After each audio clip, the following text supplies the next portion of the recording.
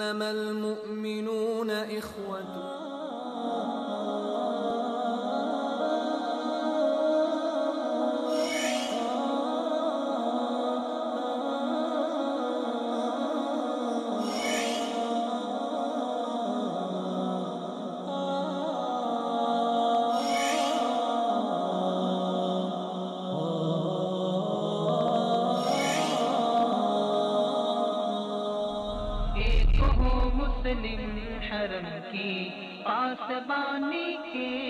السلام علیکم ورحمۃ اللہ وبرکاتہ. ناظرین، پروگرام ایک ہو مسلم کے ساتھ آپ کا میزبان عبداللہ عالم زیب حاضر خدمت ہے. ناظرین، آج کے پروگرام میں حسب سابق میرا ساتھ دیں گے اسٹوڈیو میں میرے معزز مہمان اور میرے دوست جناب جہان زیب منہاس صاحب. بہت شکریہ جہان زیب صاحب.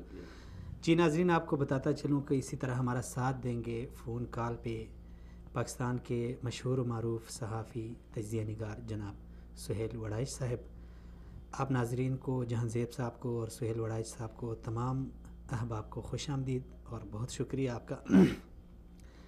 ناظرین، آج کے پروگرام میں ہم بات کریں گے مسئلہ فلسطین اور مسئلہ فلسطین کے حوالے سے پاکستان کا دو ٹوک موقف.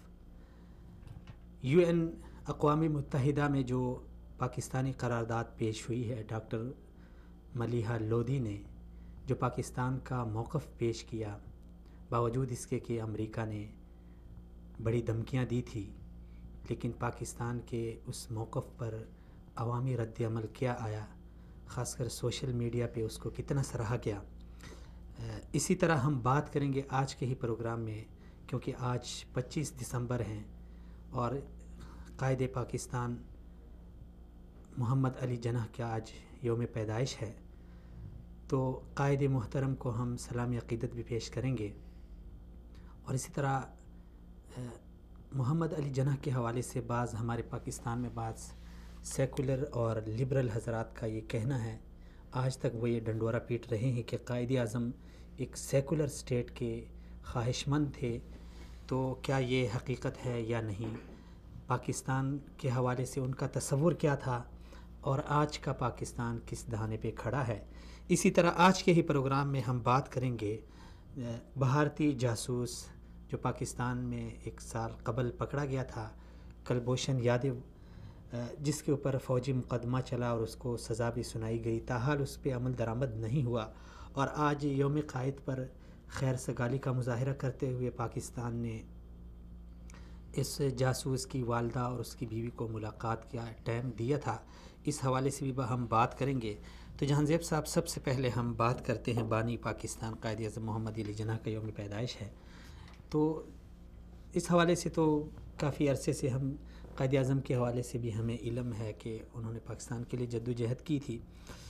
اتنا ہمارے پاس ٹائم نہیں ہے کہ ہم اس کو ڈیٹیل سے لے لیں، لیکن ایک چیز جو آج بھی بہت زیادہ زیر بحث ہوتی ہے کہ قائد اعظم کا پاکستان کے حوالے سے جو تصور تھا وہ یہ تھا کہ وہ سیکولر سٹیٹ چاہتے تھے، تب ہی انہوں نے ہندوستان سے علیحدگی کا مطالبہ کیا اور اس کے لیے کوشش کی.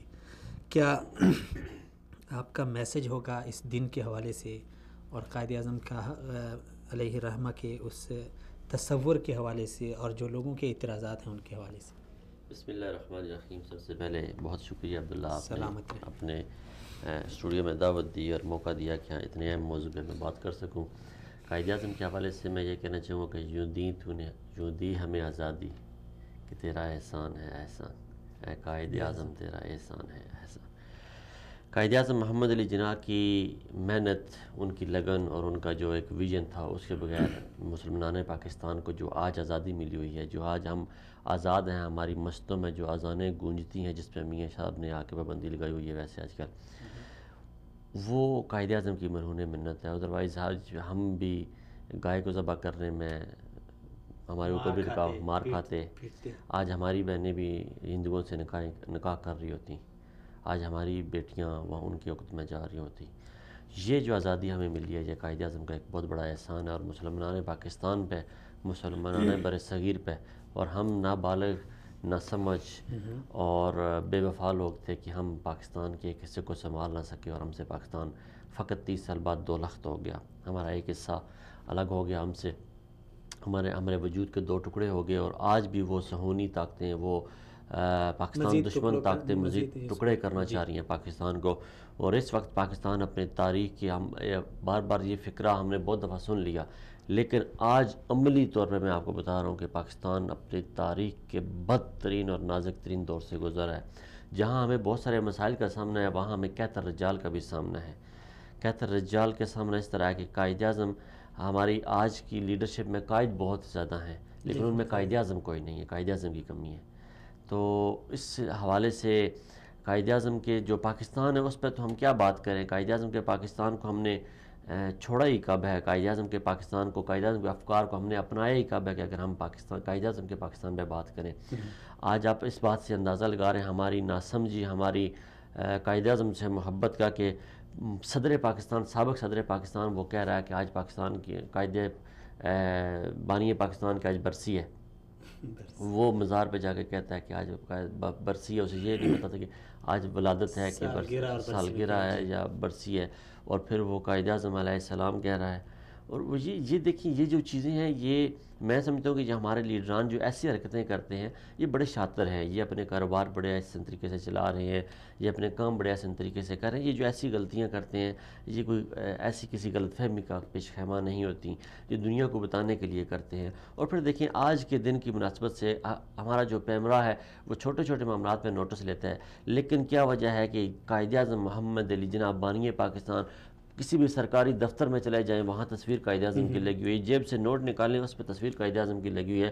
5 کا سکہ نکالیں، 10 کا سکہ نکالیں، تصویر قائد اعظم کی لگی ہوئی ہے. ہر معاملے میں، پارلیمنٹ میں، سینٹ میں تصویر قائد اعظم کی لگی ہوئی ہے. تو پھر کیا مسئلہ تھا کہ آج ہمارے میڈیا میں جو سب سے پہلی خبر تھی وہ بانی پاکستان کے حوالے سے نہیں تھی؟ وہ قوم کب ترقی، تاریخ گواہ ہے کہ وہ قوم ترقی نہیں کر سکتی جو اپنے بانی پاکستان کو، جو اپنے بانی کو، یا اپنی تاریخ کو، جو اپنے رہنماؤں کو، اپنے لیڈروں کو فراموش، اپنے ہیروز کو فراموش کر دیتی ہیں. اور قائد اعظم محمد علی جناح پاکستان کے لیے ہمیشہ سے ان کا وجود، ان کی یاد اور ان کا جو محنت ہے وہ ہمارے لیے ایک اٹل بنیاد ہے، اور ہم اس سے کبھی روگردانی نہیں کر سکتے. اور قائد اعظم محمد علی جناح کا جو ویژن تھا وہ ایک اسلامی پاکستان چاہتے تھے. انہوں نے متعدد بار کہا کہ ہم جس پاکستان کی بنیاد رکھ رہے ہیں اس کا قانون اسلامی ہوگا. یہ جو لبرلزم کے چولے آج زیب تن کیے ہوئے ہیں، ان کا اپنا کوئی وجود نہیں ہے. یہ ایک طرف تو ماڈل ٹاؤن کے 14 شہیدوں پہ سیاست چمکاتے ہیں، ان پہ احتجاج کرتے ہیں، دوسری طرف یہ لال مسجد کے شہیدوں کو بھول جاتے ہیں. یہ ایک طرف تو ماڈل ٹاؤن کے احتجاج میں شہید ہونے والے لوگوں پہ یہ موم بتیاں جلاتے ہیں، ان کا زخم، ہم جو بھی پاکستانی ہے کسی بھی حالات میں وہ شہید ہو گیا، فوت ہو گیا، تو ہم اس کے لیے دکھ درد میں برابر کے شریک ہیں. ہمارے لیے کوئی ڈسکرمنیشن نہیں ہے، لیکن برابر ہیں سارے. لیکن یہ جو لبرلزم کی جو بات کرتے ہیں، ان کا کوئی دین ایمان نہیں ہے، ان کا کوئی وجود نہیں ہے. کبھی یہ مشرف دور میں کراچی میں 70 شہید ہو جانے والے لوگوں کو کہتے ہیں کہ وہ احتجاج کر رہے تھے، ٹھیک ہوئے، انہیں پتہ تھا ایسے ہونا ہے. دوسری طرف لال مسجد والے کو یہ کہتے ہیں ٹھیک ہوا ہے، اور ماڈل ٹاؤن کے شہیدوں پہ نے پھر دوسری طرف. اب کیا بات، اسی سے آگے چلتے ہیں، بات بڑھاتے ہیں. قائد اعظم محمد علی جناح نے جب پاکستان میں، جب ہندو یعنی پاک بر صغیر پاک و ہند میں جب مسلمانوں کو بہت ستایا گیا، تو تب ہی ایک ضرورت محسوس ہوئی کہ مسلمانوں کو ایک الگ ریاست ان کو ملنی چاہیے جس میں وہ آزادی کے ساتھ اپنی عبادات کو بروئے کار لا سکیں. تو ایک ہی نعرہ لگا تھا جس سے واضح پتہ چلتا ہے کہ پاکستان نہ کوئی سیکولر سٹیٹ چاہتے تھے اور نہ لبرل. پاکستان کا مطلب کیا؟ لا الہ الا اللہ. یہی نعرہ لگا اور لوگ دڑا دڑ 40 لاکھ تک لوگ شہید ہو گئے، یہ سب قربانیاں دے دی. اچھا، اس کا مطلب ہے پاکستان ایک نظریے کی بیس پہ مارز وجود میں ہے. تو ایک نظریہ جب کسی کوئی بھی ملک ایک نظریے کی بنیاد پہ حاصل کیا جائے، جب اس سے وہ نظریہ ہی ختم ہو جائے تو وہ ملک ہی ختم ہو جاتا ہے. اب اسی نظریے کی بنیاد پہ ہمارا دیگر مسلمانوں کے ساتھ ایک لنک ہے، کیونکہ ایک نظریہ اس کی کوئی جغرافیائی حد نہیں ہوتی، سرحدی حد نہیں ہوتی. تو پاکستان کا فلسطین کے حوالے سے ہم، کیونکہ بات ہم اس حوالے سے کر رہے ہیں، تو پاکستان کا فلسطین کے ساتھ ایک گہرا تعلق ہے، ہمارے مسلمانوں کا وہاں کے ساتھ تعلق ہے. ابھی جو پاکستان نے فلسطین کے حوالے سے اپنا موقف پیش کیا ہے، اس حوالے سے بڑے کچھ لوگ یعنی خدشات کے شکار ہیں کہ امریکہ امداد بند کرے گا، یہ کرے گا، وہ کرے گا. اس موقف کو آپ کس نظر سے دیکھ رہے ہیں؟ پہلی تو بات جو آپ نے کی عبداللہ، آج ہمارا جو پروگرام ہے ایک ہوں مسلم، اس کے جو ہم نے اقبال کی جس شعر سے یہ اپنے پروگرام کا نام رکھا ہوا ہے، جی ایک ہوں مسلم حرم کی پاسبانی کے لیے، نیل کے ساحل سے لے کر تاب خاک کے کاشغر. یہ اقبال اس وقت خود زندہ تھے جب یہ کشمیر، یہ فلسطین سے اسرائیل بننے کا پروسیس ہو رہا تھا. تو یہ جب وہ پروسیس اقبال دیکھ رہے تھے، اور اقبال کا جو شعر ہے یہ اس وقت حرم الاقصی کے لیے تھا. یہ یعنی ایک ہو مسلم حرم کی پاسبانی کے یہ لیے، حرم مسجد اقصیٰ کو، حرم مسجد اقصیٰ کے لیے اقبال نے یہ شعر کہا تھا. اور یہ جو ہمارا پروگرام ہے یہ بھی اسی ہمارا جو مقصد ہے. حرم جو کعبہ ہے، حرم بیت اللہ شریف جو ہے، یہ الحمدللہ جب سے اسلام کا علم بلند ہوا، تاریخ انسانی جتنے بھی مذاہب سے گزری ہے، چاہے اس کے اندر بت بھی رکھے گئے قبل از اسلام، قبل بعثت نبی صلی اللہ علیہ وسلم، لیکن جو اس کے اندر پوجا کی گئی ہے وہ خدائے واحد کی گئی ہے. یہ اس کا خاصہ ہے. اور جتنے بھی انبیاء علیہ الصلوۃ والسلام دنیا میں آئے ان کا قبلہ یہی تھا. مدینہ میں اور جب اہل مکہ جو تھے وہ اپنے قبلہ کعبہ کی طرف جو بھی عبادت کرتے تھے اس سے منسوب کرتے تھے. اہل مدینہ جو تھے، یہاں کیونکہ یہود کی اکثریت آبادی تھی، اور یہود جو اپنی عبادات کرتے تھے وہ مسجد اقصیٰ کی طرف منہ کر کے کرتے تھے. تو یہ مسجد اقصیٰ سے جو تحویل کعبہ کا جو مدینہ میں آ کے تحویل کعبہ رب کریم نے جو حکم نبی صلی اللہ علیہ وسلم پہ نازل فرمایا، تو وہ آپ صلی اللہ علیہ وسلم کی ایک خواہش کے مطابق پھر کعبہ کی طرف ہوا. تو یہ جو کعبہ اور مسجد اقصیٰ کے لیے جو شعر ہے ہمارا، جو ہمارا پروگرام ہے، جو ہمارا موضوع ہے، یہی مسجد اقصیٰ کے لیے. اب آتے ہیں کہ آپ نے سوال کیا کہ ہم ایک بنیاد پہ جڑے ہوئے ہیں. میں سمجھتا ہوں کہ اگر امریکہ نے یہ دھمکی دی ہے کہ ہم آپ کی امداد بند کر دیں گے، تو اس پہ ہمارے جو سابق وزیر اعظم اور آج کل کے جو کھٹ پتلی وزیر اعظم ہیں، کیونکہ ان کی ڈوریاں جو ہیں وہ سابق وزیر اعظم کے ہاتھوں میں ہیں، آپ بھی جانتے ہیں، میں بھی جانتا ہوں، بچہ جانتا ہے یہ بات. تو ان کا وہ اقبال کا ایک شعر پڑھتے تھے، مجھے یاد ہے جب ایٹمی دھماکے انہوں نے کیے تھے تو انہوں نے کہا تھا، اے طاہر لا ہوتی اس رزق سے موت اچھی، جس رزق سے آتی ہو پرواز میں کوتاہی. یہ ہمارے سابق وزیر اعظم میاں نواز شریف صاحب کا یہ شعر تھا. جب انہوں نے ایٹمی دھماکے کیے تھے تو قوم سے خطاب کیا تھا. اس وقت ہم پہ پابندیاں لگ گئی تھی بہت ساری، پوری دنیا نے ہمارا بائیکاٹ کیا، پابندیاں لگ گئیں. تو اس وقت حضرت میاں محمد نواز شریف صاحب نے یہ شعر پڑھا اور کہا کہ اے طاہر لا ہوتی اس رزق سے موت اچھی، جس رزق سے آتی ہو پرواز میں کوتاہی. اور اتنا وہ با اثر تھا کہ آپ یقین مانیں کہ میں اسکول پڑھتا تھا، اور اسکول کے زمانے میں میرے 10 روپے جیب خرچ ملتا تھا، تو میں MCB بینک میں جا کے جمع کروا کے آیا تھا اپنے ہاتھوں سے وہ جیب خرچ، اور میں روزانہ کی بنیاد پر جمع کرواتا رہا ہوں. یہ قومیں جب بنتی ہے نا، آج ہم جو پاکستان نے جو اپنی لائن اپنائی ہے اقوام متحدہ میں، یہی جواب تھا قوم کا، یہی جواب تھا قوم کی، یہی ڈیمانڈ تھی، قوم کی یہی آواز تھی. اب اگر پابندی لگتی ہے پاکستان پہ تو قوم آپ دیکھیں گے لبیک کہے گی، قوم کھڑی ہوگی. کیونکہ جب نواز شریف صاحب نے ایٹمی دھماکے کیے، قوم پہ پابندیاں لگیں، تو آپ نے دیکھا، ہم نے دیکھا، مجھے بڑی اچھی طریقے سے یاد ہے کہ ہم قوم کی ہم نے زندگی گزاری ہے. تو گاؤں میں جو ہے کہ میڈیا تھوڑا سا دیر سے پہنچتا ہے، یا اخبارات کے ذریعے، یا اس وقت ایک ٹی وی چینل ہوتا تھا مختلف، اکثر دیہات میں بجلی بھی نہیں تھی، ریڈیو کا زمانہ تھا. تو وہاں پہ ہم نے یہ دیکھا کہ ماؤں بہنوں نے اپنی چوڑیاں دیں بینکوں کو، اپنے زیورات دیے، اپنی گھڑیاں دیں. تو میں سمجھتا ہوں کہ آج بھی اگر ایسا کوئی وقت آتا ہے تو قوم تو تیار ہے. قوم اگر یہ ہمارے لیڈران قومی فیصلے کریں نا، دیکھیں گولڈا میئر نے جب فلسطین اسرائیل کو ایک قوم بنایا نا، تو اس نے اپنے قوم کے بچوں سے خطاب کیا. جب انہوں نے یہ فیصلہ کیا کہ ہمیں اسلحہ خریدنا ہے یا ہمیں اپنے ملک کی معیشت کو بہتر بنانا ہے، تو اس نے قوم سے خطاب کیا. اس نے کہا کہ اگر میں یہ اسلحہ خرید لیتی ہوں تو ہم عرب وار جیت جائیں گے، عربوں سے ہم جو جنگ کر رہے ہیں وہ جیت جائیں گے. اگر میں معیشت کو بہتر بناتی ہوں تو ہم ملک نیست و نابود ہو جائیں گے. تو انہوں نے کہا تھا، اس کی قوم نے کہا تھا کہ تم اسلحہ خریدو، ہم بھوکے رہ لیں گے. وہ ایک عورت تھی نا. اور وہ جو اس نے گولڈا میئر نے جو اپنے خطاب کیا اپنے بچوں سے، تو اس نے کہا تھا کہ بچوں تمہیں ایک قوم بننا ہے، تم قوم تب بھی بنو گی جب علم حاصل کرو گے، اگر علم حاصل نہیں کرو گے تو تمہیں عرب کچا کھا جائیں گے. وہ اکسایا اس نے. وہ دیکھیں قوم جب بنی وہ اسرائیلی، تو وہ آج دنیا میں بہترین اپنا ایک نام رکھتے ہیں. انہوں نے اسلحہ خرید کے اپنا ایک نام بنایا. اسی طرح جب پاکستان نے جو لائنز اپنائی ہیں اقوام متحدہ کی جنرل اسمبلی میں سمجھتا ہوں کہ وہ پاکستانی قوم کی حقیقی عکاسی پہلی دفعہ اس حکومت نے کی ہے. بہترین لائن ہے.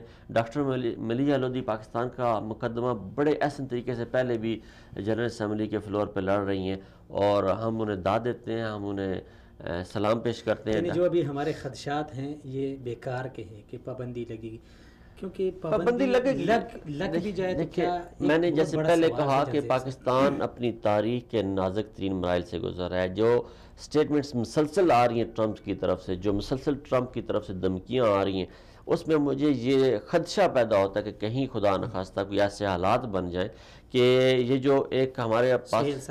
جی ضرور. السلام علیکم ورحمۃ اللہ. جی السلام علیکم.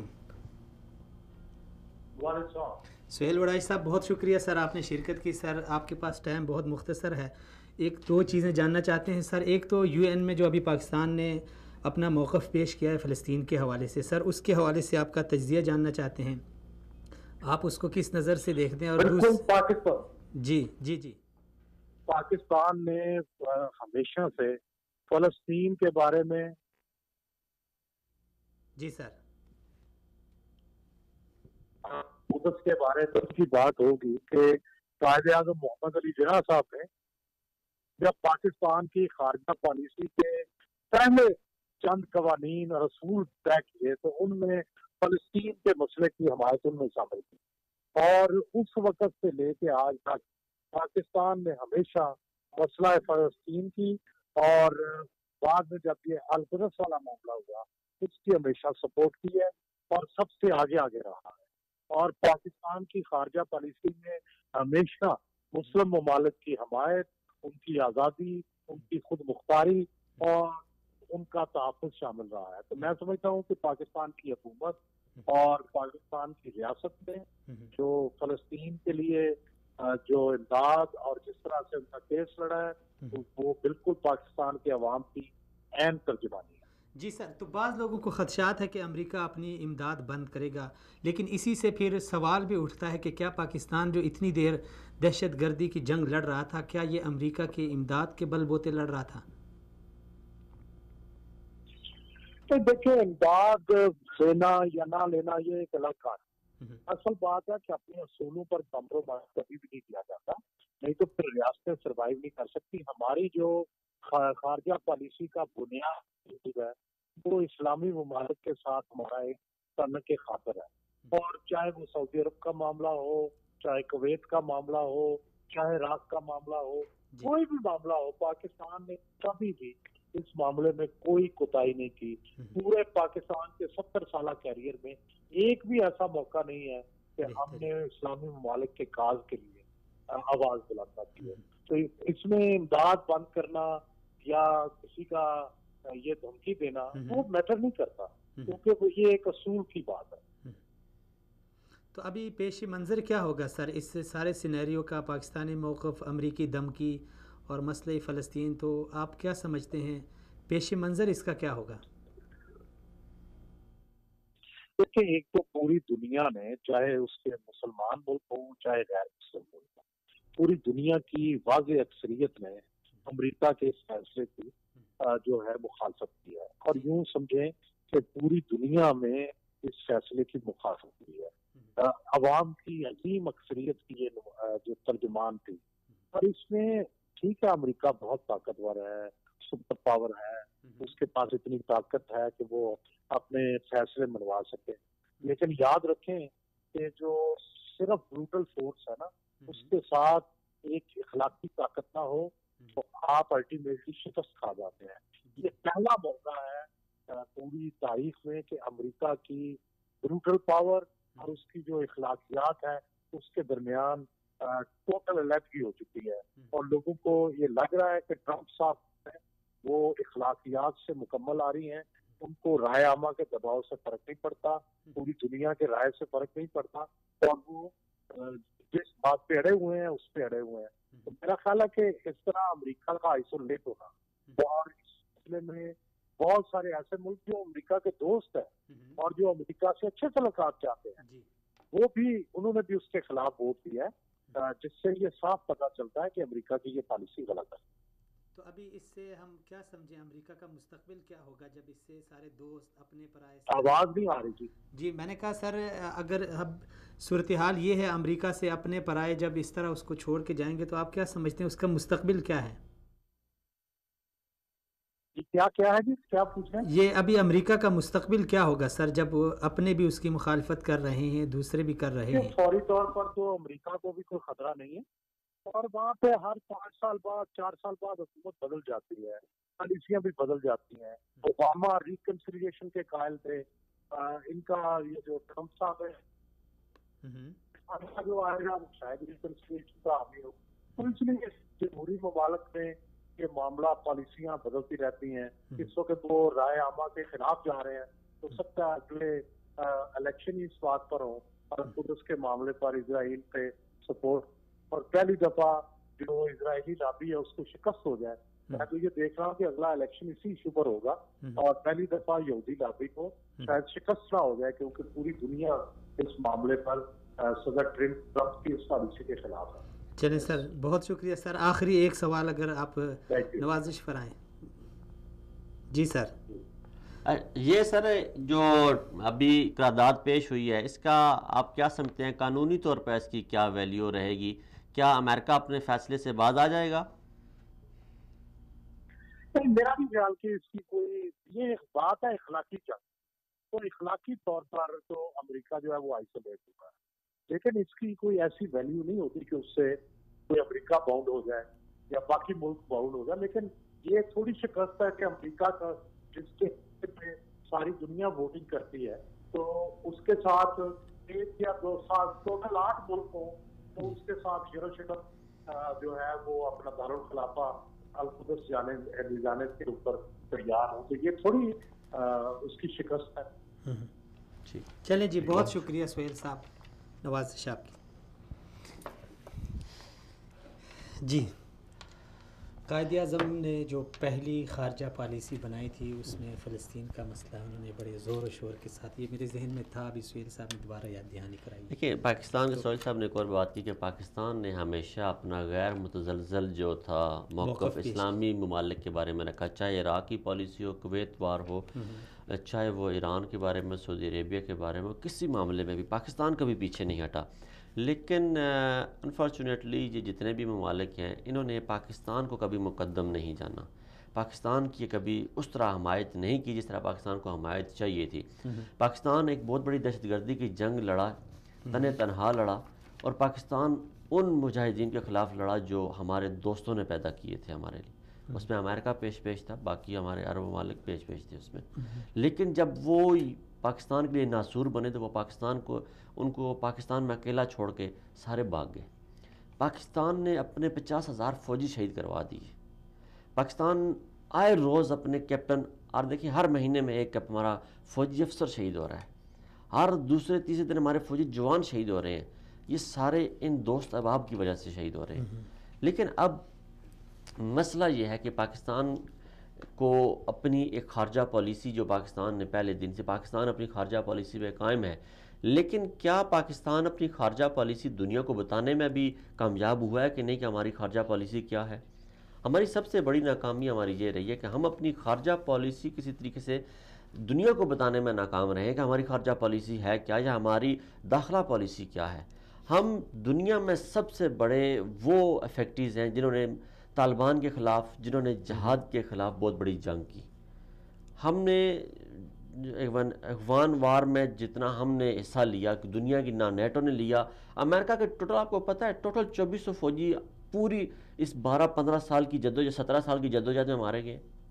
2400 فوجی افغانستان میں ہمارے ایک دن 200 سلالہ چیک پوسٹ پہ وہ مار گئے ظالم۔ تو وہ افغانستان میں اس لیے تو نہیں آیا کہ وہ اپنے فوجیوں کو مروائے، وہ تو آیا ہے ہمیں مارنے کے لیے، ورنہ افغانستان میں اس کا کیا لینا دینا؟ یہی تو سوال ہے کہ اگر ہمیں پتہ ہے کہ وہ ہمیں مارنے کے لیے آیا تو ہم کیا کر رہے ہیں؟ باوجود بھی جو اس نے افغان پالیسی اس نے پیش کی ہے، اس میں آج دیکھیں وار کا جو مطالبہ ہے پاکستان اتنی ساری قربانیاں ہماری فراموش، اتنی ساری قربانیاں فراموش ہونے کے بعد ہمارا یہ معاملہ تھا کہ ہم پاکستان کا جو معاملہ تھا، جو پاکستان کے حالات تھے، جو پاکستان کے ساتھ ایگریمنٹ ہوا تھا، وہ یہ ہوا تھا کہ جب ہم پالیسی بنائیں گے، جب ہم حکومت بنائیں گے تو وہ پاکستان کی مرضی سے بنائیں گے۔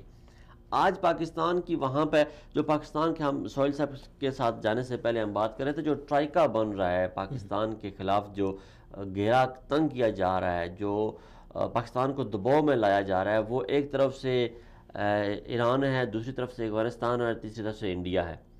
اب پس پردہ یہ باتیں ہونا شروع ہو گئی ہیں کہ اگر طالبان کی حکومت دوبارہ افغانستان میں آ جاتی ہے تو ان سے یہ حلف لیا جائے گا کہ وہ امریکی مفادات کو نقصان نہیں پہنچائیں گے اور امریکہ انہیں قبول کر لے گا۔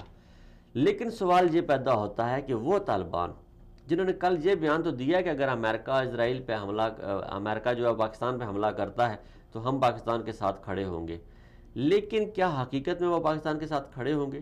پاکستان نے ان کے سفیر پکڑ کے امریکہ کو دے دیے، پاکستان نے ان کے وزیر جو پاکستان میں موجود تھے امریکی حملے کے وقت وہ پکڑ کے امریکہ کے حوالے کر دیے، جو ویانا کنونشن کی سراسر خلاف ورزیاں تھیں۔ ہم نے سفیروں تک کو نہیں چھوڑا، ہم نے ان کے وزیروں تک کو نہیں چھوڑا۔ وہی طالبان کیا دوبارہ پاکستان پہ اعتماد کر سکیں گے؟ کیا وہ پاکستان کی حلیف بن سکیں گے، یا وہ پاکستان کے خلاف وہ فورس بن کے سامنے آئیں گے کہ جن کی آج ایران حمایت کر رہا ہے؟ ہم نے یہ تو بتا دیا دنیا کو کہ اسامہ بن لادن کو پاکستان نے پناہ دی ہوئی تھی، پاکستان سے مارا گیا۔ وہ ویڈیو جس ویڈیو میں ہم اسامہ بن لادن کا صحیح فیس نہیں دکھا سکے، لیکن ہم دنیا کو یہ نہیں بتا سکے کہ اسامہ بن لادن کی آدھی فیملی ایران میں عرصہ دراز مقیم رہی ہے، ایران نے انہیں پناہ دیے رکھی ہے۔ آج ہم دنیا کو یہ تو بتاتے ہیں کہ پاکستان سے دہشت گردوں کو سپورٹ مل رہی ہے، لیکن ہم دنیا کو یہ کیوں نہیں بتانے میں کامیاب ہو رہے کہ جو تیل مل رہا ہے دہشت گردوں کو وہ ایران سے مل رہا ہے، جو ڈالر مل رہے ہیں وہ ایران سے مل رہے ہیں، وہ روس سے مل رہے ہیں، وہ انڈیا سے مل رہے ہیں۔ تو اس میں آپ یعنی کہاں پہ دیکھیں یہ ہماری خارجہ پالیسی کی ناکامی ہے۔ اس پہ بات کی جا سکتی ہے، اس پہ بولا جا سکتا ہے، اس پہ آواز اٹھائی جا سکتی ہے، دنیا کو بتایا جا سکتا ہے آپ ہمارے ساتھ زیادتی کر رہے ہیں۔ آپ ایک طرف تو ایران پہ پابندیاں لگا رہے ہیں، دوسری طرف آپ ایران کے تیل کو بند کر رہے ہیں عالمی منڈیوں میں، آپ اسی وقت انڈیا کو چھوٹ دے رہے ہیں۔ انڈیا کہتا ہے میں ساری عالمی پابندیوں کو پس پردہ رکھ کے میں ایران سے تیل خریدوں گا۔ اسی جنرل اسمبلی کی انہی قراردادوں کے تحت، جن قراردادوں کو ماننے سے اگر عراق انکاری ہوتا ہے تو 10 لاکھ مسلمانوں کو وہاں شہید کر دیتے ہیں، اور وہاں پہ انہی قراردادوں کے تحت انڈیا کہتا ہے میں نہیں مانتا۔ انہی قراردادوں جیسے یہ ایک قرارداد پاس ہوئی ہے فلسطین کے حق میں ہوئی ہے، ایسی آگے 65 قراردادیں پاس ہو چکی ہیں جنہیں اسرائیل نے نہیں مانا، لیکن عراق کی بیچارے مسلمان تھے، انہوں نے 2 نہیں مانے، 10 لاکھ مسلمانوں کو وہاں گاجر مولی کی طرح کاٹ کے تہس نہس کر دیا، وہ صحرا بنا دیا پورے ملک کو۔ لیکن انڈیا کو تو آپ شاید اس بات سے متفق ہیں یا نہیں، انڈیا اور ایران کو تو یہاں پہ جو سپورٹ مل رہی ہے اور وہ جو کر رہے ہیں امریکہ کی، ابھی دیکھیں امریکہ اور انڈیا اس وقت ایک دوسرے کے بڑے قریبی ہیں جی، لیکن اس فلسطین کے مسئلے پہ انڈیا نے بھی اس کی مخالفت کر دی ہے۔ دیکھیں یعنی اس کی چالاکی آپ دیکھیں، یہ مجھے اس میں کوئی سازش کی بو آتی ہے جب یہ میں چیزیں دیکھتا ہوں نا کہ بڑی حیرت کی باتیں ہیں یہ مجھے اس میں کوئی سازش کی بو آتی ہے کہ دیکھیں انڈیا ایک طرف خالی امریکہ کا دوست نہیں ہے، اسرائیل کے ساتھ اس کے بڑے گہرے، اسرائیل کا سب سے قریبی دوست سمجھا جاتا ہے انڈیا، اسرائیل کا سب سے بڑا جو اسلحے کا بائر ہے، خریدار ہے، وہ انڈیا ہے۔ مجھے اس پہ بڑی حیرت ہوتی ہے کہ انڈیا نے کیسے فلسطین کے حق میں یہ ووٹ دے دیا اور کیوں دیا، اس پہ سوچنے کا مقام ہے۔ اور پھر جو امریکہ کے ابدی اتحادی ہیں، چلیں ان کا تو ہم کہہ سکتے ہیں کہ وہاں کی عوام کا پریشر تھا، عوام کا دباؤ تھا، لیکن جو انڈیا جیسے ممالک نے جب یہ ایسے حرکات کی ہیں تو اس پہ تھوڑا سا مجھے شکوک و شبہات پیدا ہو رہے ہیں کہ اس میں یہ جو تاریخ کھلے گی، جو ورک پہ گرد جمتی جائے گی، کوئی تاریخ دان آئے گا، کوئی ایسا اٹھے گا جو ان کو اس گرد کو جھاڑ کے جو ہے سچ وہ باہر لائے گا، اور سچ ویسے بھی چھپا نہیں رہتا، وہ دنیا کے سامنے آ جاتا ہے۔ تو ہمیں دیکھنا ہوگا کہ کیونکہ جیسے ابھی میں نے سہیل بڑائی صاحب سے جب میں نے جان بوجھ کے سوال کیا تھا، مجھے بھی پتا ہے کہ اس قرارداد کی کوئی قانونی حیثیت نہیں ہے، بالکل نہ اخلاقی ہے نہ تاریخی ہے، اخلاقی اہمیت ہے، لیکن میں ایک طرف سے میں تصویر کو اس دوسرے زاویے سے دیکھ رہا ہوں، ہر بندے کا اپنا اپنا انداز ہوتا ہے۔ میں یہ دیکھ رہا ہوں کہ جب امریکہ پوری دنیا میں تنہائی کا شکار ہے، اس کی سپر پاور جو ہے چیلنج ہونے جا رہی ہے، وہ جب دنیا کے سامنے یہ شو کرنے کے قابل نہیں رہ سک رہا کہ میرا بھی سرسوک ہے، جب اس کے مد مقابل روس اور چائنا کھڑے ہونا شروع ہو گئے، اسے آنکھیں دکھانا شروع ہو گئے ہیں، اس کے مجموعی قرضوں کا جب 11% جو اس نے چائنا کو دینا ہے، میں یہ سوچ رہا ہوں کہ یہ جو امریکی ایک پالیسی تھی یہ جان بوجھ کے کریٹ کی گئی ہے۔ مسلم ممالک نے تو اس کے اگینسٹ ووٹ دینا ہی دینا تھا، جو باقی اس کے اپنے حلیف تھے، قریبی حلیف انڈیا جیسے دوست، انہوں نے اس کے حق میں ووٹ نہیں دیا۔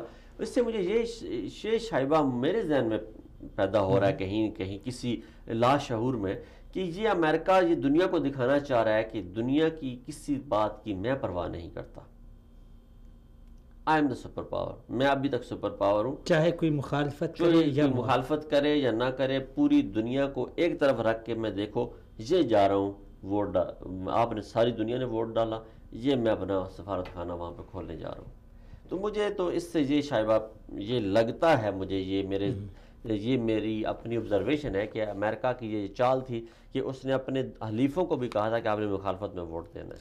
چلیں اب جب مخالفت ہو گئی اکثریت کے ساتھ تو کیا یہ جو ٹرمپ ہے یہ اپنا بیان واپس لے لے گا، جس طرح آپ نے سہیل صاحب سے بھی یار وہ تو کہہ رہا ہے نا دنیا ادھر سے ادھر ہو جائے ہم اپنا۔ اور دوسرا یہ پتہ نہیں کیوں ہمارے یہاں یہ تاریخ جو ہے وہ صحیح نہیں بتائی جاتی ہے ہماری نوجوان نسل کو۔ یہ 1990 سے یہ پاس ہوئی ہے قرارداد امریکہ میں۔ جی بالکل، ہر صدارتی الیکشن اسی پہ ہوتا ہے کہ ہم اپنا سفارت خانہ جو ہے بیت المقدس شفٹ کریں گے۔ تو یہ 1990 میں سے قرارداد پاس ہوئی ہے، اور پھر ہر صدر آتا رہا اس کو ڈیلے کرتا رہا۔ اب دیکھیں میں اکثر یہ بات کرتا تھا کہ مسلم ممالک کو جب ہم نے یہ اپنا پروگرام شروع کیا تو اس وقت بھی مسلم ممالک بہت سارے خلفشار کا شکار تھے، اور متعدد اس سے پہلے میں نے اپنے مختلف آرٹیکلز میں لکھا کہ مسلم ممالک کو اس وقت جس دورائے پہ کھڑے ہیں ان میں یہ سکت ہی نہیں ہے کہ وہ اپنے سے باہر دیکھیں، پاکستان کہتا ہے پاکستان فرسٹ، سعودیہ کہتا ہے سعودیہ فرسٹ، دبئی کہتا ہے دبئی فرسٹ، کویت کہتا ہے کویت فرسٹ۔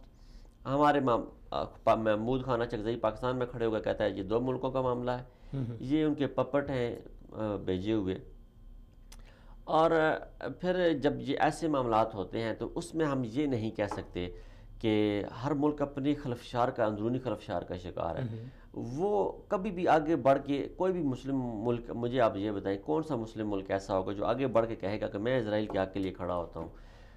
ترکی کے جو صدر ہیں وہ آج کل مسلمانوں کے صلاح الدین ایوبی بنے ہوئے ہیں، امیر المجاہدین بنے ہوئے ہیں، لیکن ایک طرف وہ بڑے کھل کے اسرائیل کی مخالفت کرتے ہیں، دوسرا وہاں پہ اسرائیل میں ابھی جو ایک اسلامی ملک ہے جس کا سفارت خانہ وہاں پہ کھلا ہوا وہ ترکی ہے، اور 10 دن پہلے وہاں پہ ایک بڑی تقریب ہوئی ہے، وہاں پہ انہوں نے کوئی مذہبی ان کا رسوم تھی، وہ تو میرے خیال میں سیاسی لحاظ سے اس میں تو کوئی حرج نہیں ہونا چاہیے، سیاسی لحاظ سے اس میں حرج ہونا چاہیے، اس میں حرج ہونا چاہیے جب یہ کہیں کہ ہم اپنا سفارت خانہ جو ہے ہم اپنا دارالخلافہ جو ہے وہ بیت المقدس کو بنائیں گے، تو جو مسلم ممالک ہیں انہیں احتجاجاً اپنے سفیر وہاں سے واپس بلا لینے چاہیے، اپنا سفارتی بائیکاٹ کرنا چاہیے۔ اگر دیکھیں اسرائیل کا خالی مسلم ممالک سفارتی بائیکاٹ کر دینا، اور پھر جیسے کچھ ممالک پہ ابھی قطر پہ پابندیاں لگی ہیں کہ آج تم ہماری فضائی حدود استعمال نہیں کر سکتے، خالی یہی پابندی لگا دیں کہ تم ہماری فضائی حدود نہیں استعمال کر سکتے، تو وہ کچھ بھی نہیں کر سکتا، وہ کسی قابل نہیں رہتا، وہ کسی قابل نہیں رہتا۔ لیکن ہماری اتنی جرت نہیں ہے، ہماری اتنی اخلاقی جرت نہیں ہے کہ ہم 8 لاکھ یہودیوں کے سامنے یہ کہہ سکیں کہ آپ خبردار ہماری آپ فضائی حدود استعمال نہیں کر سکتے۔ 8 لاکھ کے پیچھے پوری استعمار ہے، یورپ یار ہے، اگر یہ کہہ دیں کہ آپ ہماری امریکہ ہے، اگر یہ کہہ دیں کہ آپ ہماری فضائی حدود 3 دن کے لیے استعمال نہیں کر سکتے، کیا ہو جاتا ہے؟ جب تک معاملات سلجھیں گے کوئی آ کے فوری اٹیک تو نہیں کر دے گا نا، کہنے کی بات ہے نا، کرنے کی بات ہے، کرے گا کون؟ یہ ایک طرف سے وہی میں کہہ رہا ہوں نا کہ جو ترک صدر ہیں طیب اردگان صاحب وہ بڑی سخت موقف اپنائے ہوئے ہیں، سخت گیر موقف اپنائے ہوئے ہیں، لیکن ان کی سختی ہم کہاں تک دیکھیں، کہاں تک برداشت کریں، کس اینگل سے دیکھیں، کس زاویے سے ہم ان سے دیکھیں، ان سے بڑی وابستہ کس زاویے سے امیدیں وابستہ ہیں، لیکن اکیلے وہ بھی کچھ نہیں کر سکتے، جتنا ان کا جذبہ ہے جو کر رہے ہیں، اگر ان کے ساتھ اسی طرح کے پاکستان، سعودی عربیہ یہ ممالک مل جائیں تو بہت کچھ ہو سکتا ہے۔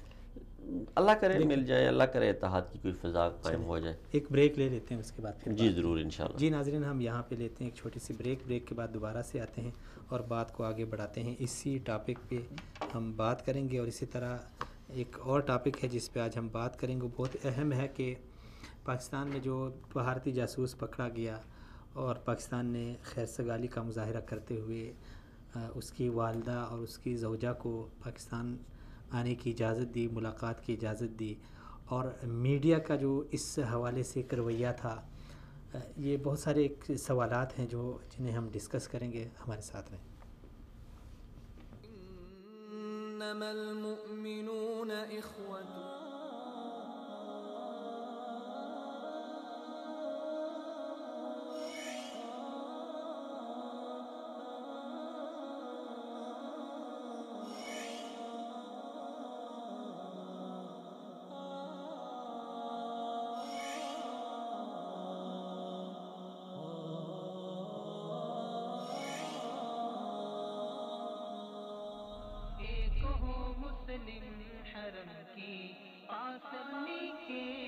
ویلکم بیک ناظرین، ایک بار آپ ناظرین کو پھر سے خوش آمدید۔ بات کر رہے ہیں مسئلہ فلسطین پر پاکستانی موقف اور اس کی پاداش میں ملنے والی جو امریکی دھمکیاں ہیں، وہ کیا پاکستانی بہت بڑے سوالات ہیں ناظرین۔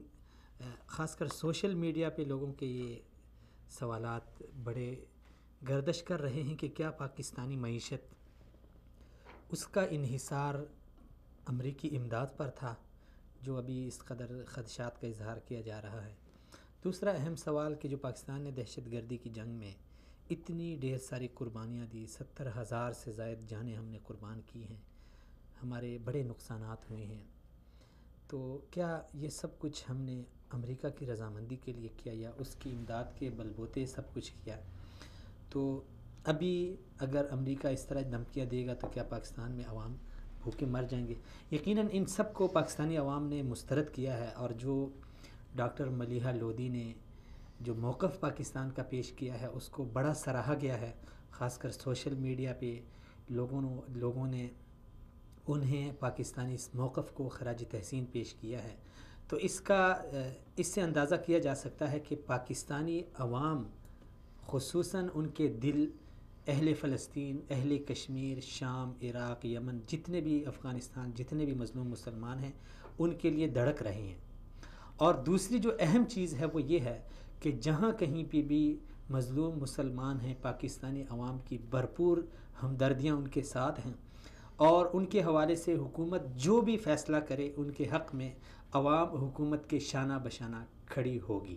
جی جہاں زیب صاحب، ڈاکٹر ملیحہ لودھی کا جو ان کی سپیچ تھی وہ میں نے بھی سنی، آپ نے بھی سنی ہوگی، اس کو بڑی پذیرائی ملی ہے۔ جی تو اس سے آپ کیا اندازہ لگا سکتے ہیں؟ میرا تو یہی ایک اندازہ جو میں نے آپ کے سامنے اور ناظرین کے سامنے پیش کر دیا کہ پاکستانی عوام، یعنی وہ جس طرح آپ نے کہا نا کہ بھوک برداشت کر لے گی، سب کچھ کر لے گی۔ اس پہ ہماری بات آگے بھی ہو چکی ہے کہ ڈاکٹر ملیحہ لودھی نے جب بات کی تو وہ پاکستانی عوام کی ترجمانی تھی، اور پاکستانی عوام کی جب بھی آپ عوام کی ترجمانی کے لیے کوئی بھی فیصلہ جب حکومت کرتی ہے تو عوام اس کی تائید کرتی ہے۔ جیسے ایک چیز اور ایڈ کر لیتے ہیں، دیکھیں جب حکومت عوام کی آواز بن جائے تو دیکھیں ان کو کیسے یعنی پذیرائی ملتی ہے، انہیں خوف ڈر نہیں ہوتا، انہیں لیکن جب دوسری طرف دونوں طرف سے یعنی دوسری طرف یہ بھی یاد رکھیں کہ یہ پاکستان میں کلچر شروع ہو چکا ہے کہ جب عوامی پذیرائی کے فیصلے نہ کیے جائیں تو وزیروں کے سروں پہ پتھر بھی پڑنا شروع ہو گئے ہیں۔ تو یہ معاملہ جو ہے نا یہ بڑا سنگین ہوتا جا رہا ہے۔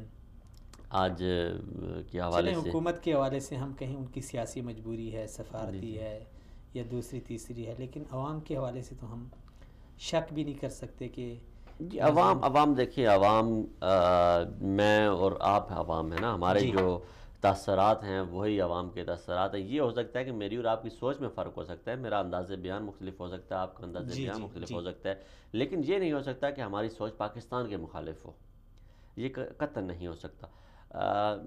اس موجودہ حکومت نے یا موجودہ سیاسی جو لیڈر ہیں، اس لیڈرشپ نے پاکستان کے ساتھ ایک غداری یہ کی ہے کہ ایک بہت بڑی نسل کو فوج کے خلاف کر دیا ہے۔ وہ فوج کے خلاف آواز بلند کرتے ہیں، وہ فوج کے خلاف سوال بلند کرتے ہیں، وہ فوج کے کردار پہ انگلیاں اٹھاتے ہیں۔ تو فوج کے کردار پہ جب ہم ایک طرف تو انگلیاں اٹھاتے ہیں، دوسری طرف ہمارا مقابلہ اس دشمن سے ہے، وہ ہمیں دھمکیاں دے رہا ہے کہ جس کی فوج کے خلاف عافیہ صدیقی نے خالی ریفل تانی تھی تو اسے 80 برس کی قید کی سزا سنا دی گئی ہے، اور وہ کسی کورٹ میں چیلنج نہیں کی جا سکتی، یعنی وہ جتنی بیچاری زندہ رہے گی وہ جیل میں ہی زندگی گزارے گی، سڑک کے بسر کرے گی زندگی۔ تو ایک طرف تو ہمارا مقابلہ اس فوج کے ساتھ ہے، اور دوسری طرف ہماری اپنی جو فوج ہے، جو ملک پاکستان میں چاہے سیلاب آئے، زلزلہ آئے، طوفان آئے، آندھی آئے، ایکسیڈنٹ ہو جائے، یا کہیں آگ لگ جائے، وہ نہ گزری ہو، درنا ہو، سارا فوج بلا لو جی، ہر کام فوج کے والے۔ لیکن جب وہ سیاستدانوں کی اپنی نالائکی وہ بھی فوج کے ذمہ ڈالتے ہیں۔ ایک المیہ ضرور ہے، عوام کے جذبات پہ خاص کر ایسے جو ایشوز ہوتے ہیں، فلسطین کا ہو گیا، حرمین کا ہو گیا، کشمیر کا ہو گیا، ختم نبوت کا ہو گیا، حرمت رسول کا ہو گیا، اس میں پاکستانی قوم اور ان کے جذبات کو یعنی ہم بالکل اس کو نہیں شک کی نگاہ سے دیکھ بھی نہیں سکتے۔ دیکھیں یہ آپ بہت ساری چیزوں کو لیکن مکس ایک کر رہے چیز ہیں کی کمی ہے جہانزیب صاحب جی، کہ سب مل کے آواز نہیں اٹھاتے۔ ہاں یہ ہے، اور دوسرا آپ کچھ چیزوں کو مکس کر گئے ہیں کہ حرمت رسول اور پاکستان کا مسئلہ فلسطین کے حوالے سے نہیں، پاکستان کا مسئلہ فلسطین کے حوالے سے اگر پاکستانی ملیہ لودھی وہاں پہ یہ موقف نہ بھی بناتی تو پاکستانی قوم نے کیا کر لینا تھا، 3-4 لوگوں نے احتجاج کرنا تھا، دھرنے دینے تھے، بس بات ختم ہو جانی تھی۔ اس قدر بڑا احتجاج ہم سامنے نہیں لا سکتے۔ جو یہ جماعت اسلامی کو ہم یعنی اس میں جماعت اسلامی اپنا وجود اپنی پالیسیوں کی وجہ سے کھو چکی ہے پاکستان میں، وہ اسٹریٹ پاور جماعت اسلامی کے پاس نہیں رہی انفارچونیٹلی، جتنا بھی ہے لیکن کر تو رہی ہے۔ جو دیکھیں وہ تو یہی ہے کہ جب الگ الگ دیگر کو ہمیں یہ میسج دینا چاہیے کہ ایسے ایشوز پہ کم از کم ہمیں سیاست نہیں کرنی چاہیے۔ سیاست اب رہی سیاست گئی ہے، یہ لوگ سیاست میں جب اپنے مفادات کی خاطر کبھی ادھر چھلانگیں مارتے ہیں، کبھی ادھر مارتے ہیں، جو عوام کا اعتماد تھا علماء کرام پہ وہ کھو دیا ہے۔ جو مولانا فضل الرحمان صاحب کی سیاست تھی پاکستان میں، یا تیرا قادری صاحب کی سیاست ہے، یا جو ابھی خادم حسین رضوی صاحب کی سیاست سامنے آئی ہے، جو پیر سیالوی کی سیاست سامنے آ رہی ہے، یہ سیاست ان لوگوں کو لوگ گدی نشین سمجھتے تھے۔ شاہ محمود قریشی ہیں، ان کو لوگ یہ دینی اسکالر سمجھتے تھے، انہیں تو اب جو وہ میڈیا اویئرنیس آتی جا رہی ہے، سوشل میڈیا ہے، موبائل ہر بندے کے ہاتھ میں آ گیا، ان کی یہ لگژری لائف سٹائل دیکھتے ہیں لوگ جب، تو پھر لوگوں کو پتہ چلتا ہے یار انہوں نے تو ہمارے کندھے پر رکھ کے یہ تو بندوقیں چلاتے ہیں، یہ سیاست کرتے ہیں اور ہم سے جو ہے اپنے مفادات یہ پورے کرتے ہیں۔ تو اس حوالے سے یہ لیکن ضرورت ہے پھر بھی اتفاق اور اتحاد، یہ تو کبھی انکار نہیں کیا جا سکتا نا، اتحاد اتفاق کسی بھی قوم کے لیے یونٹی ایک بڑا اہم فیکٹر ہوتا ہے۔ سیاست اپنی جگہ، اختلاف اپنی جگہ، لیکن جب ایسے مسائل آ جائیں جس پہ ہمارا کوئی یعنی حد آخر ہونی چاہیے، حد آخر ہونی چاہیے۔ میں نے ابھی کچھ دن پہلے میں گیا ہوا تھا مقام حدیبیہ پہ، تو وہاں میرے ساتھ کچھ دوست تھے، تو میں نے وہ اپنے دوستوں کو بتا رہا تھا کہ یہ جو مقام تھا کبھی بھی ایسا نہیں ہوا اسلام میں کہ حد آخر آئی ہو، یہ وہ مقام ہے جو اگر میں کہوں کہ حد آخر تھی، یہ حد تھی، بس انف از انف وہاں پہ ہو گیا۔ آپ صلی اللہ علیہ وسلم نے فرمایا، سارے صحابہ کو جمع فرمایا اور کہا کہ آؤ عہد کرو، بیعت کرو کہ جب تک ہم عثمان کے خون کا بدلہ نہیں لیں گے کوئی واپس نہیں جائے گا۔ اگر وہ جب خبر آئی سیدنا عثمان بن عفان کو شہید کر دیا گیا، افواہ پھیلی، تو آپ صلی اللہ علیہ وسلم نے پہلے ہم کتنی دیکھیں اسلام طاقت میں تھا، زور میں تھا، تو وہ اسلام کو طاقت اور زور کے بلبوتے پہ اخلاق کا اعلیٰ نمونہ پیش کیا گیا اور وہاں سے وہ واپس آ گئے۔ لیکن جب عثمان بن عفان کے شہادت کی افواہ پھیلی تو آپ صلی اللہ علیہ وسلم نے سارے صحابہ کو جمع فرمایا اور قسم لی کہ کوئی بھی بہتر رضوان لی، وہ تاریخ رقم ہو گئی کہ کوئی بھی واپس نہیں جائے گا جب تک ہم عثمان کے خون کا بدلہ نہیں لیں گے۔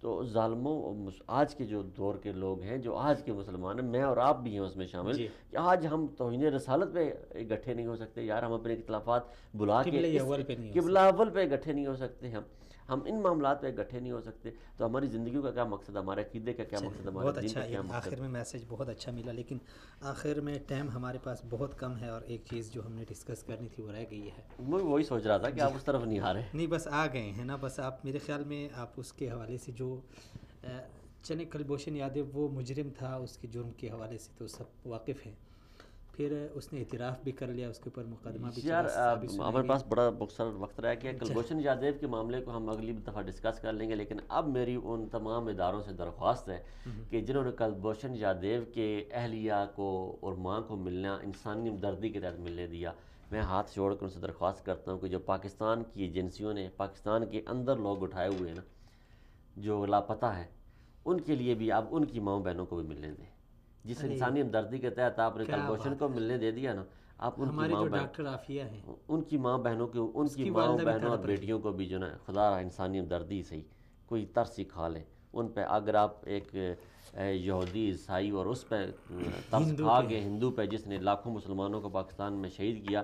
اور اگر آپ نوٹ کریں کہ جس دن سے کلبھوشن جادیو پکڑا گیا ہے ایک بہت بڑا نیٹ ورک پکڑا گیا ہے ہمارا جو نیٹ ورک تھا جس کے ہمیں کلبھوشن کی ہی وجہ سے آپ یہ کہہ سکتے ہیں کہ جو واگا بارڈر پہ اٹیک ہوا تھا اس کا جو ہمارے جو سرکل تھا وہ ہماری ایجنسیوں نے اپنا دائرہ کار بڑھایا. اور اس کے بعد پاکستان کو ایک بہت بڑی کامیابی ملی تھی کہ سوسائڈر جو پاکستان میں تھا ماسٹر مائنڈ جب وہ پکڑا گیا تھا. اور اس کے بعد آپ نے دیکھا کہ پاکستان میں خاطر خواہ کمی ہوئی سوسائڈر جو جیکٹس تھیں اور جو سوسائڈر اٹیکس تھے.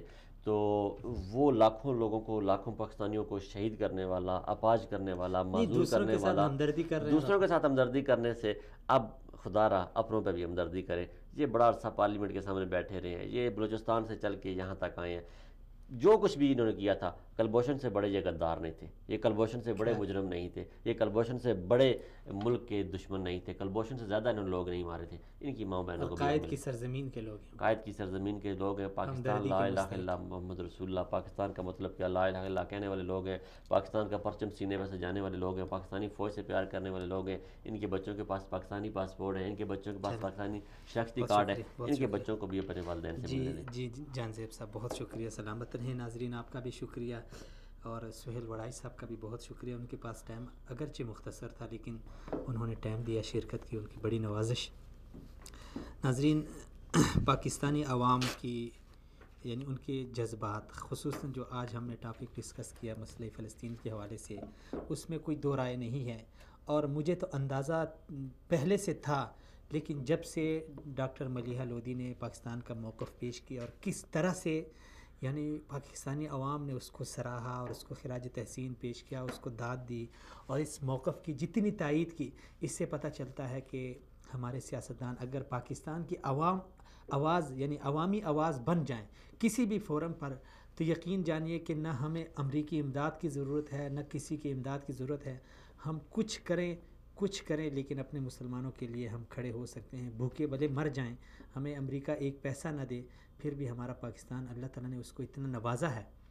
یہ بہت سارے سوالات ہیں جو ہمارے سوشل میڈیا پہ اٹھ رہے ہیں کہ کیا پاکستان امریکی بنیاد یعنی امداد کی بنیاد پہ چل رہا ہے. تو ایسا نہیں ہے. پاکستان کو اللہ تعالیٰ نے خود بہت زیادہ نوازا ہے لیکن کچھ لوگ ہیں مخصوص ایک طبقہ ہے جو خود امریکی امداد پہ پل رہا ہے تو وہ اپنی اس امداد کو پورے پاکستان کے اوپر وہ اس کو تھوپنا چاہتے ہیں.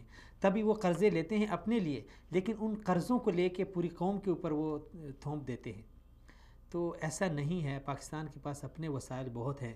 اگر حکمران ہماری آواز بن جائیں کسی بھی فورم پر تو ہم ان کے دست و بازو بن کے ان کے ساتھ کھڑے ہیں.